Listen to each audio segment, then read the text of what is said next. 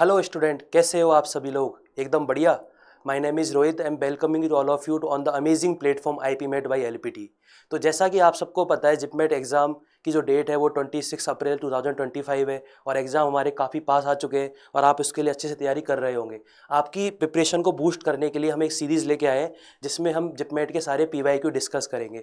आपको इससे फ़ायदा क्या होगा? आपको इससे कंसेप्ट भी रिवाइज होंगे। हम इसमें कंसेप्ट भी साथ में देखेंगे कि हर क्वेश्चन में किस तरह कंसेप्ट लग रहा है, किस तरह से हम लिमिटेड टाइम में हम क्वेश्चन सारे सॉल्व कर सकते हैं। इन सारी चीज़ों को हम डिस्कस करेंगे। So without wasting of time let's start the questions. Okay, so this is our first question. The digit in the unit place of the number represented by 7 की पावर 95 माइनस 7 की पावर 58। ये हमारे पास एक question है जिसमें हमें unit digit find करनी है और हमें एक एक्सप्रेशन दिया हुआ है, एक नंबर दिया हुआ है। काफ़ी बड़ा नंबर है, हम देख के समझ पा रहे हैं क्योंकि 7 की पावर 95 एक अपना आप में बहुत बड़ा नंबर होता है। तो इनकी हमें यूनिट डिजिट फाइंड करनी है। तो कैसे हम यूनिट डिजिट फाइंड करेंगे, क्या अप्रोच है, क्या हम देखते हैं। सबसे पहले आप इस क्वेश्चन को करने से पहले आप इसका पॉज लीजिए और take your time and solve it, and if you are able to solve it then match your answer, and if you are not able to solve it then follow my answer. Okay, so we start the question with the concept. तो हमारा concept क्या है, हम पहले concept देख लेते हैं। तो concept क्या है, जैसे देखो 7 हम एक आपने पढ़ा हुआ है मेथड साइक्लिसिटी वाला, तो हम उस मेथड को ही देख लेते हैं। तो क्या हो रहा है, देखो 7 की पावर 1, 7 की पावर 1 में यूनिट डिजिट क्या होगी, 7 की पावर 1 में यूनिट डिजिट होगी 7। 7 की पावर 2 क्या होता है 49, 49 में यूनिट डिजिट क्या होगी 9। 7 की पावर 3 होता है 343, तो उसमें यूनिट डिजिट क्या हो गई 3। अब 7 की पावर 4 कैसे निकालेंगे? अब एक क्वेश्चन आएगा, सर हमें तो 7 की पावर 4 ही नहीं पता, हम कैसे करेंगे 7 की पावर 4 कैसे निकालेंगे यूनिट डिजिट? तो इसके लिए क्या करना होता है, आप इसको इस तरह से ब्रेक कर लो, 7 की पावर 3 इंटू 7 लिख सकते हैं आसानी से। अब मुझे एक बात बताओ, किसी भी नंबर की अगर हमें यूनिट डिजिट फाइंड करनी है, तो अगर मान लो दो नंबर का मल्टीप्लिकेशन है और इनकी हमें यूनिट डिजिट फाइंड करनी है, तो यूनिट डिजिट में क्या होता है, इसकी यूनिट डिजिट और ये वाला जो नंबर है इन दोनों का मल्टीप्लिकेशन की जो भी हमारा नंबर आएगा उसकी यूनिट डिजिट ही हमारा आंसर होगा। जैसे मान लो 7 की पावर 3 है, इसकी यूनिट डिजिट क्या होगी 3, और 7 एक नॉर्मल नंबर ही है सिंगल डिजिट का। तो बताओ इसका टोटल मल्टीप्लाई करेंगे कितना आएगा 21। 21 में 1 क्या हो जाएगी, हमारी यूनिट डिजिट हो जाएगी। तो इसमें क्या होगी यूनिट डिजिट 1। सिमिलरली 7 की पावर 5 में कैसे होगा, 7 की पावर 5 को आप लिख सकते हो 7 की पावर 4 इंटू 7। तो अगेन 7 की पावर 4 में यूनिट डिजिट क्या होगी 1, तो 7 को 1 से मल्टीप्लाई करेंगे तो क्या आएगा 7। तो हम देख पा रहे हैं कि देखो सबसे पहले 7 आया, फिर 9 आया, फिर 3 आया, फिर 1 आया, फिर अगेन 7 आ गया। तो मतलब एक रिपीटेशन वापस हमें फॉलो होता हुआ दिख रहा है। तो हमें क्या पता लगा कि 4 के पेयर के बाद वापस नंबर रिपीट होना स्टार्ट हो जाता है। तो हम क्या करेंगे, इस क्वेश्चन को सॉल्व करने के लिए भी इसी चीज का उपयोग करना है। कैसे करना है भाई, देखो 7 की पावर 95 है, इसको हम क्या करेंगे, इसको 4 4 4 4 के इंटरवल में ब्रेक करेंगे। उससे क्या होगा, क्योंकि हमें पता है जैसे 7 की पावर 4 है वो 1 है, तो 7 की पावर 4, अब इसको 4 4 में ब्रेक करो तो कैसे लिखेंगे, 7 की पावर 4 इंटू 7 की पावर 4 इंटू 7 की power 4 dot dot dot dot, इस तरह से करेंगे। तो इससे क्या होगा, इन सबसे तो हमें यूनिट डिजिट क्या मिलेगी 1 1 1, और लास्ट में जो भी नंबर बचेगा वो किस तरह की फॉर्म का बचेगा, 7 की पावर 1, 7 की पावर 2 या 7 की पावर 3, इसी तरह की फॉर्म का बचेगा। तो उससे हम आसानी से यूनिट डिजिट फाइंड कर पाएंगे। तो अप्रोच क्या है, किस तरह सॉल्व करना है, सॉल्व करने के लिए क्या करना पड़ेगा, 95 को आपको किससे डिवाइड करना है 4 से। तो 95 को अगर आप 4 से डिवाइड करते हो और रिमाइंडर क्या आएगा, रिमाइंडर आएगा 3। तो 95 को 4 से डिवाइड करने पर रिमाइंडर आता है 3। तो हमारा जो नंबर है 7 की पावर 95 वो किस तरह का हो गया, वो हो गया 7 की पावर 4 के प्लस 3, इस तरह का नंबर बन गया। इसको और सिंप्लीफाई कर लो, ये क्या बनेगा 7 की पावर 4, थोड़ा सा इसको ब्रेक कर लेते हैं, तो इस तरह का ये बन गया। तो ये बताओ इसमें यूनिट डिजिट क्या है, इसमें यूनिट डिजिट है 1, तो ये 1 की पावर के इंटू 7 की पावर 3, इस तरह का ये नंबर है। इसकी यूनिट डिजिट अल्टीमेट 1 की पावर के, 1 को कितनी टाइम मल्टीप्लाई कर लो वही 1 ही आना है। 7 की पावर 3 में क्या होगा, 7 की पावर 3 में यूनिट डिजिट होती है 3, तो हमारे नंबर है वो उसमें यूनिट डिजिट क्या हो गई 3 हो गई। मतलब 7 की पावर 95 की जो यूनिट डिजिट है वो किसके इक्वल है, 7 की पावर 3 की यूनिट डिजिट के इक्वल है, और वो किसके इक्वल है 3 के। समझ में आ गई बात? तो मतलब हमें ये पता लग गया कि 7 की पावर 95 वो किस तरह की फॉर्म का है, कि 7 की पावर 95 एक नंबर है इस तरह की फॉर्म का। क्लियर है? अब हम सेकंड वाला नंबर ले लेते हैं, सेकंड वाला नंबर ले लेते हैं 7 की पावर 58। अगेन हमें क्या करना है, इसको 4 से डिवाइड करो, 4 से डिवाइड करोगे रिमाइंडर कितना आएगा, 4 से डिवाइड करेंगे 58 को तो रिमाइंडर आएगा हमारे पास 2। तो बेसिकली हमें क्या पता लग गया कि 7 की पावर 58 की जो यूनिट डिजिट है वो किसके इक्वल है, वो इक्वल है 7 स्क्वायर के, दैट इज 9 के। तो मतलब ये जो नंबर है वो किसके इक्वल हो गया, इस तरह का हो गया।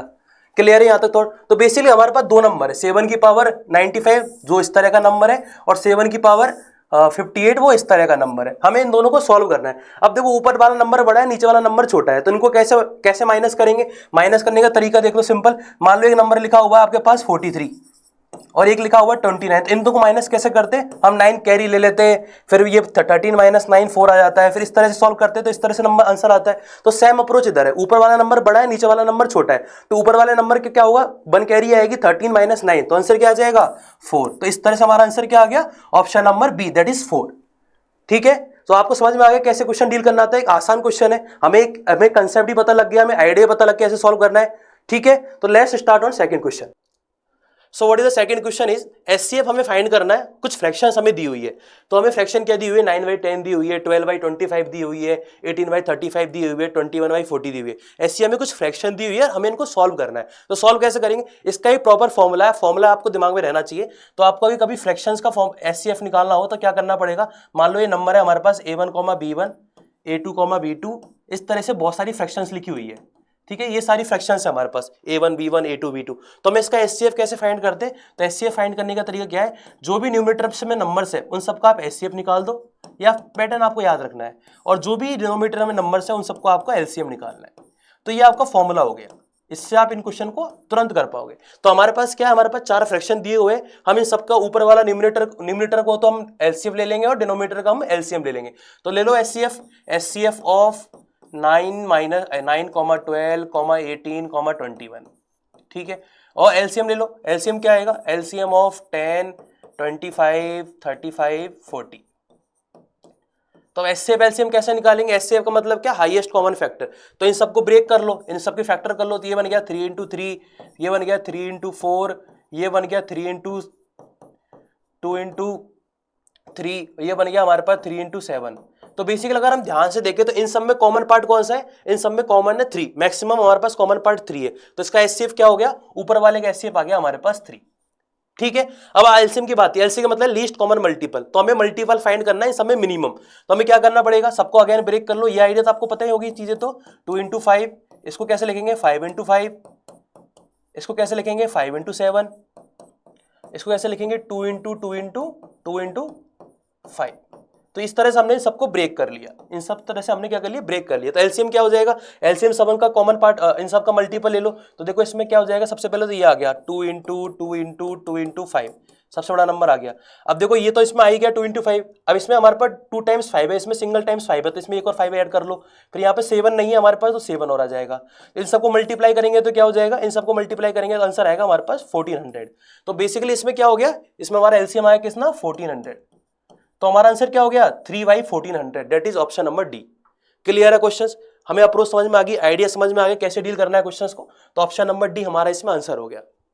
ठीक है, अब हम नेक्स्ट क्वेश्चन की तरफ मूव करते हैं। आपको हर क्वेश्चन के लिए पॉज लेना है, फिर आपको सॉल्यूशन करना अपने अकॉर्डिंग निकालना है। अगर आप निकाल पाते हो तो अच्छी बात है, आंसर मैच कीजिए। अगर आप नहीं निकाल पाते हो तो आपको हमारे आंसर्स को फॉलो करना है। ठीक है, नेक्स्ट क्वेश्चन की तरफ बढ़ते हैं। These are the basic question. हमें इससे समझ में आएगा कि जिपैट में हम आसानी से जल्दी जल्दी क्वेश्चन सॉल्व कर सकते हैं, बहुत आसान क्वेश्चन हमारे पास आते हैं। So the third question is the value of 25.732 square minus 15.732 square. तो हमें समझ में आ गया ये तो आसानी से, तो ए स्क्वायर माइनस बी स्क्वायर वाली टर्म दिख रही है। और ए स्क्वायर माइनस बी स्क्वायर क्या होता है, ए स्क्वायर माइनस बी स्क्वायर हमारे पास होता है ए प्लस बी और ए माइनस बी। अब देखो इतने आसान क्वेश्चन आते हैं बेसिक। अब बताओ ए प्लस बी और ए माइनस बी आपको निकालना है। तो बताओ ए प्लस बी करो, तो इन दोनों का एडिशन, तो एडिशन करोगे तो क्या आएगा 25.732 प्लस 15.732। ये हमारा ये हो गया ए प्लस बी। ए माइनस बी क्या होगा, देखो इसमें डेसिमल के बाद वाले पोर्शन तो सेम है, तो दोनों का डिफरेंस करोगे तो क्या आ जाएगा 10। तो ये तो हमें आसानी समझ में आ गया। इनको सॉल्व करो कितना आएगा, इनको सॉल्व करोगे तो ये आ गया 14.464। इसको ऐड करेंगे तो क्या आ गया 14.464 और इंटू 10 करना है, तो आपका आंसर क्या आ गया 4.1464। तो what's your answer, answer is option number A. Idea समझ में आ रहा है कैसे हम क्वेश्चन को सॉल्व करते हैं। Sorry, this is not, this is wrong. Answer is 414.64। 10 से मल्टीप्लाई करेंगे तो डिजिट राइट हैंड साइड में शिफ्ट हो जाएगी। तो answer this is not answer, this is our answer. Okay, that is clear. चलो नेक्स्ट क्वेश्चन की तरफ मूव करते हैं। The question number 4। तो ये जो अच्छा क्वेश्चन माना जाता है, मतलब ये एक अच्छी वैरायटी का क्वेश्चन है, जिसको करने के लिए हमें एक अप्रोच फॉलो करनी पड़ती है, इसे हम बैकवर्ड अप्रोच बोलते हैं या फिर रिवर्स अप्रोच बोलते हैं। द अप्रोच इज, हम अप्रोच को डिस्कस करेंगे, पहले हम क्वेश्चन रीड कर लेते हैं। क्वेश्चन में क्या दिया हुआ है, a train start full of passenger. तो एक ट्रेन है उसमें नंबर ऑफ पैसेंजर से कुछ, ठीक है, वो बोल रहा है फुल पैसेंजर से भरी हुई है। At the first station it drop 1/3 of the passengers and take 280 more, तो 1/3 उसमें से उतर गए और 280 उसमें वापस चढ़ गए। तो ये हमारा फर्स्ट पार्ट हो गया। In the second station it drop 1/2 of the new total and take 12 more, तो सेकंड स्टेशन पे क्या हुआ, जितने भी मेंबर्स थे नए उसमें से उसने 1/2 उसने ड्रॉप कर दिए और 12 उसमें एक्स्ट्रा वापिस आ गए पैसेंजर, ठीक है। On arriving at the third station it found that it have 248 passenger, तो हमें ये पता लग गया कि भाई थर्ड स्टेशन तक हमारे पास 248 पैसेंजर्स है। ये हमारे पास क्लियर पिक्चर है। अब एक तरीका तो क्या है कि हम इनिशियली एक्स माने, फिर x में से 1/3 उससे फर्स्ट स्टेशन बच गए तो 2x/3 प्लस 280 बच गए। तो इस तरह से हम एक अप्रोच फॉलो करेंगे जिसे हम फॉरवर्ड अप्रोच बोलते हैं, बट ये लेंथी अप्रोच है। ऐसे जब भी बहुत सारे स्टेप आ जाए तो ऐसे बहुत सारी वैरायटी, ऐसे बहुत सारे क्वेश्चंस होते हैं जिसमें कि इस तरह की अप्रोच, इस तरह का डेटा दिया हुआ होता है। तो हमें जो अप्रोच है, जो आसान अप्रोच है जिससे हम क्वेश्चन जल्दी सॉल्व करें, तो वो अप्रोच हम कैसी अप्रोच होती है वो हम देखने वाले हैं। तो अप्रोच क्या है वो, तो अप्रोच है उसे बैकवर्ड अप्रोच बोलते हैं या फिर रिवर्स अप्रोच बोलते हैं। तो हम अप्रोच देख रहे हैं। तो बेसिकली क्या क्या हुआ है, ये हमारा फर्स्ट स्टेशन है, ये हमारा सेकंड स्टेशन है, ये हमारा थर्ड स्टेशन है, ठीक है। हमें पता है कि थर्ड स्टेशन तक हमारे पास कितने पैसेंजर्स है, थर्ड स्टेशन हमारे पास पैसेंजर्स है 248, ये हमारे पास टोटल नंबर ऑफ पैसेंजर्स है, ठीक है। उसके बाद क्या हुआ, हमें क्वेश्चन ने बोला है कि आफ्टर फर्स्ट पैसेंजर्स, हम मान लेते हैं कि आफ्टर फर्स्ट स्टेशन हमारे पास टोटल नंबर ऑफ जो पैसेंजर्स है ट्रेन में वो एक्स है। ये किसके लिए माना है हमने कि एक फर्स्ट स्टेशन क्रॉस करने के बाद अब जो भी उतरे होंगे, जो भी चढ़े होंगे वो अलग बात है। हमने ये मान लिया कि ट्रेन में after first station number of जो पैसेंजर्स है वो एक्स है, ठीक है। तो हुआ क्या है, तो हम बेसिकली क्या मान लिए, न्यू टोटल, तो इसको हमने एक्स माना एक तरीके से, ठीक है। एंड क्या हुआ कि इसमें से 1/2, तो इसमें से 1/2 क्या हो गए, ड्रॉप हो गए। तो बताओ कितने ड्रॉप हो गए, 1/2 x/2 ड्रॉप हो गए, ठीक है। तो बचे कितने होंगे, ट्रेन में बचे होंगे x/2 एंड 12 और ऐसे पैसेंजर से जो वापिस आ गए ट्रेन में। तो ये जो वैल्यू वो किसके इक्वल है, यही तो 248 के इक्वल थी। तो यहां से मैं आसानी से ये वाला पार्ट पता लग गया। तो ये वैल्यू किसके इक्वल हो गई, 248 के। तो सॉल्व करेंगे तो कितना आ जाएगा, ये आ गया हमारे पास 236 और x की वैल्यू आ गई 472। तो मेरे पास क्या डेटा आ गया, मेरे पास डेटा आ गया कि भाई फर्स्ट स्टेशन के बाद ट्रेन में कितने पर्सन है या कितने पैसेंजर है, ये हमें हमारे पास पता लग गया। तो वो कितने हैं, 472। अब अगेन मान लो इनिशियली हमारे पास कितने पैसेंजर्स है, इनिशियली हमारे पास मान लो 22 पैसेंजर्स है। तो कितने हमारे पास ड्रॉप हुए, 2/3 ड्रॉप हो गया, 1/3 ड्रॉप हुआ है। तो बच्चे कितने होंगे, 2/3 बचे होंगे, ठीक है। न्यू कितने ऐड हुए, न्यू हुए 280 ऐड। अब यही तो वो पैसेंजर्स है जो फर्स्ट स्टेशन के बाद ट्रेन में बैठे, तो किसके इक्वल है, 472 के। तो हमारा आंसर क्या हो गया, 2/3 प्लस 280 इक्वल्स टू 472। तो अगर हम इसको सॉल्व करते तो y की वैल्यू क्या हो जाएगी, 288। आप सॉल्व कर लीजिए, y की वैल्यू क्या आ जाएगी, 288, ऑप्शन नंबर बी। तो ये आसान अप्रोच है। अभी अगर आपको अप्रोच पता है तो ये जस्ट 1 मिनट का क्वेश्चन हो गया, बहुत आसानी से हम इसको 1 मिनट में क्लियर कर सकते हैं।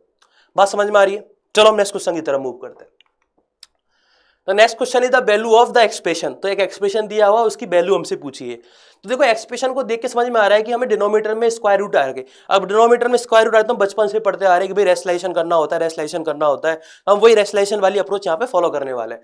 तो देखो 1/√9 माइनस √8, इसका रेशनलाइजेशन करो। रेशनलाइजेशन करने का मतलब क्या है, जो भी नंबर है उसमें बीच में प्लस करके ऊपर नीचे मल्टीप्लाई कर दो। तो देखो हमने ऊपर नीचे मल्टीप्लाई कर दिया, तो क्या बनेगा, ये इस तरह से आ जाएगा। तो सॉल्व करेंगे तो क्या हो जाएगा, सॉल्व करेंगे तो ये हो गया √9 प्लस √8 डिवाइड बाई, ये देखो a माइनस बी और a प्लस बी है, a minus B a plus B क्या होता है, a square minus B square. तो √9 का स्क्वायर क्या हो गया 9 और 8 का स्क्वायर हो गया, और √8 का स्क्वायर हो गया 8। तो हमारे पास क्या हो गया 9 माइनस 8 दैट इज 1। तो इसकी वैल्यू क्या आ गई, √9 प्लस √8। तो इस तरह से ये वाला पोर्शन आ गया। बात समझ में आ रही। सिमिलरली हम अगले वाले भी ले आते हैं, हम एक और देख लेते हैं, √8 माइनस √7। अगेन रेशनलाइजेशन करेंगे। रेशनलाइजेशन किससे करेंगे, रेशनलाइजेशन कर लेते हैं हम वापस सेम ही अप्रोच से। तो इसको सॉल्व करने पर क्या आ जाएगा हमारे पास, √8 माइनस प्लस √7। तो इस तरह से हम सारे नंबर आ जाएंगे। हमें समझ में आ रहा है नंबर कुछ नहीं है, एक तरीके से बस इनको सबको एडिशन करके ऊपर लिख दो, ये तरह से लिखा हुआ है। तो हम इसको डायरेक्ट सॉल्व कर ले, अब तो कर लेते हैं। तो करो, कितना आ गया, ये आ गया √9 प्लस √8, ठीक है। फिर आ गया माइनस √8 प्लस √7, ओके। फिर है प्लस, अगला वाला क्या बन जाएगा, √7 प्लस √6, ठीक है। फिर अगला वाला क्या हो जाएगा माइनस के साथ, √6 प्लस √5। फिर अगला वाला हो जाएगा √5 प्लस √4। ठीक है, सिंप्लीफाई कर लेते हैं अब इसे, तो क्या बनेगा √9 plus √8 minus √8 minus √7 plus √7 root plus √6 minus √6 minus √5 plus √5 plus 4। तो सिंप्लीफाई करेंगे तो ये सब कट गए, देख रहे हैं आसानी से, ये √4 है। ठीक है, तो ये क्या बन गया 3 प्लस स्क्वायर रूट ऑफ 4 क्या हो गया 2, दैट इज 5। तो आंसर क्या हो गया इस क्वेश्चन का 5, ऑप्शन नंबर डी। तो बिल्कुल आसान क्वेश्चन है, हमें समझ में भी आ रहा है कि कैसे इनको आसानी से हमें डील करना है। क्लियर है क्वेश्चंस? ठीक है, हम नेक्स्ट क्वेश्चन की तरफ मूव करते हैं।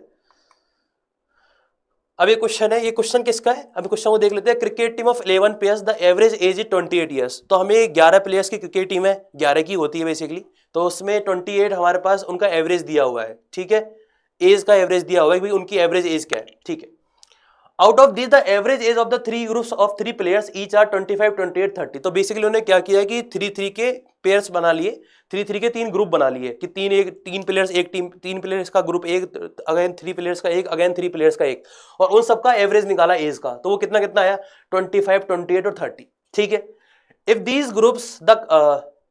इन these group the captain and the youngest player are not included. तो इसमें क्वेश्चन ने साफ बोल दिया कि भाई जो भी हमने ग्रुप डिसाइड किए हैं उनमें कैप्टन और यंगेस्ट प्लेयर्स नहीं आए। हमारे पास 2 ही प्लेयर्स बचे थे क्योंकि 9 हम इसमें इंक्लूड कर चुके हैं, तो 2 हमारे पास कौन है, तो कैप्टन है, और उन सब में जो सबसे यंगेस्ट प्लेयर है वो हमने काउंट नहीं किया है। और क्या दिया हुआ है, and the captain is 11 years older than the youngest player. तो हम मान लेते हैं कैप्टन की एज क्या होगी, कैप्टन की एज होगी y + 11। y क्या है, y है यंगेस्ट प्लेयर की एज, और c क्या है कैप्टन की एज। हमने इसी तरह से मान लिया जिससे हमें कंफ्यूजन नहीं हो। ठीक है, ये हमें एक इक्वेशन दी हुई है और हमसे पूछा क्या, कैप्टन की एज फाइंड करनी है। समझ में आ रहा है, हमें एक पूरा डेटा समझ में आ गया कि हमें क्या क्या चीज दी हुई है। अब मुझे एक बात बताओ कि 11 क्रिकेट हमारे पास 11 प्लेयर्स है और उसमें एवरेज हमें दी हुई 28, तो टोटल सम क्या हो गया उनके एवरेज का, उनका सम हो गया हमारे पास, टोटल सम हो गया उनकी एज का क्या हो गया 11 × 28। ये हमारा टोटल सम है सारे प्लेयर्स का कि भाई उन सबकी एज को अगर हम काउंट करें तो कितना सम हो गया 11 × 28। ये तो हमें सबको पता ही है। ठीक है, अब ये किसके इक्वल होगा, अब हमें पता है कि तीन प्लेयर्स इधर है, 3 प्लेयर्स इधर है, 3 प्लेयर्स का एवरेज इधर है, तो इन सबके सम को ऐड कर देते हैं। तो इन सबके सम को ऐड करेंगे तो क्या हो जाएगा, ये बनेगा हमारे पास 25 × 3, क्योंकि 3 प्लेयर्स है तो इसमें टोटल सम क्या हो जाएगा इन तीनों प्लेयर्स का 25 × 3। 28 इधर एवरेज दिया हुआ, इधर क्या हो जाएगा 28 × 3, और अगेन अगले वाले में क्या हो जाएगा 30 × 3। और 2 प्लेयर कौन से बचे हुए, कैप्टन और यंगेस्ट प्लेयर। इक्वेशन समझ में आ रही कैसे सॉल्व करनी है, आसान इक्वेशन सॉल्व करना कोई बड़ी बात नहीं है। ठीक है, सॉल्व करो, कितना आ रहा है, ये हो जाएगा हमारे पास 308, ये हो गया 75, ये हो गया हमारे पास कितना 84, और ये हो गया 90। और हमें किसकी वैल्यू चाहिए, हमें कैप्टन की एज चाहिए, तो कैप्टन की वैल्यू बाई की वैल्यू यहां से रिप्लेस कर दो, या फिर बाद में कर लेंगे सी की वैल्यू रिप्लेस कर दो इधर। तो ये कितना हो गया, पहले इसको सिंप्लीफाई कर लेते हैं। तो सिंप्लीफाई करने के लिए पहले यहाँ पे इसकी वैल्यू रिप्लेस कर दे, तो ये कितना हो गया 11y + 2y। सी की वैल्यू हमने रिप्लेस कर दी, सॉरी 11y + y। ठीक है, तो कितना आ गया, ये हो गया हमारे पास 159 प्लस 160 260 हो गया। तो 260 + 2y इधर बन गया हमारे पास अल्टीमेट। हमने क्या किया, सी की वैल्यू यहाँ पे ये डाल दी 11 + y। ठीक है, इधर क्या हो गया 308, तो 2y किसके इक्वल आ गया, 2y आ गया 48 के इक्वल, तो x की वैल्यू y की वैल्यू आ गई 24। तो बेसिकली जो यंगेस्ट प्लेयर उसकी एज आ गई कितनी 24, तो कैप्टन की एज कितनी हो जाएगी 24 + 11 दैट इज 35। तो 35 will be the age of captain. समझ में आ गया कैसे करना है क्वेश्चन, बिल्कुल आसान क्वेश्चन है, ऐसा कोई टफनेस नहीं है इस क्वेश्चन में, बस आपको डेटा पता होना चाहिए और इक्वेशन बनाना आना चाहिए। क्लियर है, कोई दिक्कत नहीं है। चलो नेक्स्ट क्वेश्चन की तरफ देखते हैं। A number consist of 2 digit whose sum is 8। तो बेसिकली एक 2 डिजिट का नंबर है, उनकी सम ऑफ डिजिट हमें दी हुई है। तो let suppose the number is AB। अब आपको ये सब तो पता होना चाहिए थोड़ा बहुत आइडिया कि जो 2 डिजिट का नंबर होता है उसे हम इस तरह से लिखते हैं 10A + B। ठीक है, और इनका सम ऑफ डिजिट मतलब A + B है, इसका मतलब है सम ऑफ डिजिट। ये क्या है, सम ऑफ डिजिट। तो ये थोड़े थोड़े से आपको आइडिया होने चाहिए। ठीक है, चलो इन्हीं चीजों का हम यूज करने वाले हैं। तो बेसिकली एक नंबर है AB, तो उसकी सम ऑफ डिजिट हमें 8 दी हुई है, मतलब A + B क्या दिया हुआ है, हमें 8 दिया हुआ है। चलो इसके बाद क्या बोला है, if 18 is added to the number. तो इस नंबर में अगर मैं 18 ऐड कर दूं, इस नंबर को हम कैसे लिखेंगे 10A + B। इसमें मैंने अगर 18 ऐड कर दिया तो क्या हो जाएगा, तो इट डिजिट आर इंटरचेंज। तो मतलब ये क्या बन जाएगा, ये बेसिकली BA बन जाएगा, डिजिट इंटरचेंज हो गई, मतलब ये वाला बन गया। तो इसका मतलब क्या है 10B + A। क्लियर है यहां तक, तो सॉल्व कर लेते हैं इसे। सॉल्व करोगे तो क्या आएगा 9 of A - B = -18। तो a माइनस बी की वैल्यू कितनी आ गई -2। तो हमारे पास दो इक्वेशन, दो वेरिएबल हो गए। अब इनको सॉल्व करना है, दोनों को ऐड कर दो। दोनों को ऐड करोगे तो 2a इक्वल टू आएगा 6, that is a equal to 3, और a इक्वल टू 3 तो b की वैल्यू कितनी आ गई 5। तो आपका जो नंबर आपने माना था वो कौन सा है 35, क्योंकि a भी तो आपने अज्यूम किया था, a की वैल्यू 3 है, b की वैल्यू 5। तो आंसर क्या हो गया ऑप्शन नंबर बी। आसान क्वेश्चन, इसमें 53 नहीं करना होता है, काफी लोग 53 कर देते हैं, क्योंकि हमें इनिशियल नंबर पूछा है, जो नंबर हमने माना था वो कौन सा है।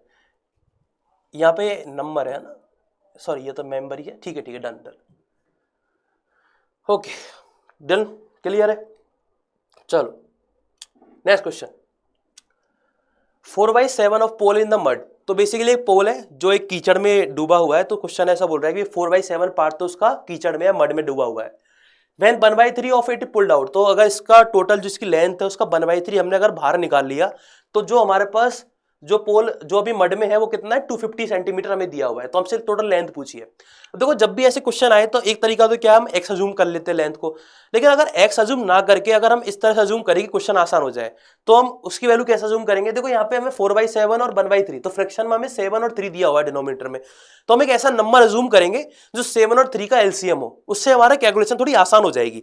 लेट्स सपोज जो नंबर इज 21x, तो मतलब हमने क्या मान लिया कि जो लेंथ है पोल की वो कितनी है,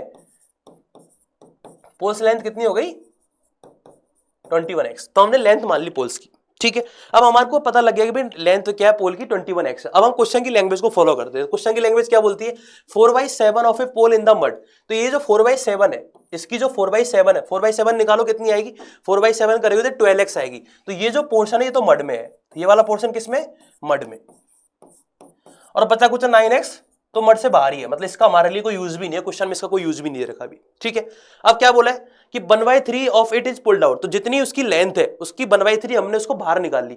तो बताओ टोटल लेंथ थी 21x, उसमें से हमने 7x उसको खींच के बाहर निकाल लिया, 1/3 7x होगा, तो 7x हमने बाहर निकाल लिया, तो 7x हमने बाहर निकाल लिया बाहर, तो कितना बचा मड में आ गई 5x।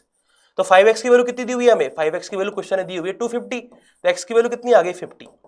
तो आपके पास जो x आ गई वो कितना आ गया 50। तो टोटल नंबर ऑफ पोल्स की लेंथ कितनी हो गई, पोल्स की लेंथ हो गई हमारे पास 21 × 50 दैट इज 1050। तो हमारे पास आंसर क्या हो गया 21 × 50 दैट इज 1050।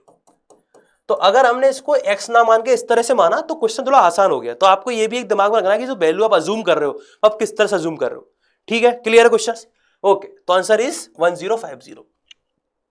तो आप सभी देख पा रहे होगे जितने भी हम क्वेश्चन कर रहे हैं, अगर हमें अगर मेथड्स पता है तो हम मुश्किल से 1 मिनट में सारे क्वेश्चन को डील कर सकते हैं, एक मिनट में सारे क्वेश्चन हो जाएंगे, ठीक है। चलो 9th क्वेश्चन, तो what is the 9th question. तो 9th इसका क्वेश्चन का एक पर्टिकुलर पैटर्न है, जब भी ऐसा क्वेश्चन आए तो आपको कुछ थॉट दिमाग में रख रहे हैं, अभी हम उसको डिस्कस कर लेते हैं। द क्वेश्चन इज 2 की पावर x इक्वल टू 3 की पावर y इक्वल टू 6 की पावर -z। इसका पैटर्न भी ऑलमोस्ट सिमिलर ही है, आपको बस याद रखना है कैसे आपको क्वेश्चन डील करना है।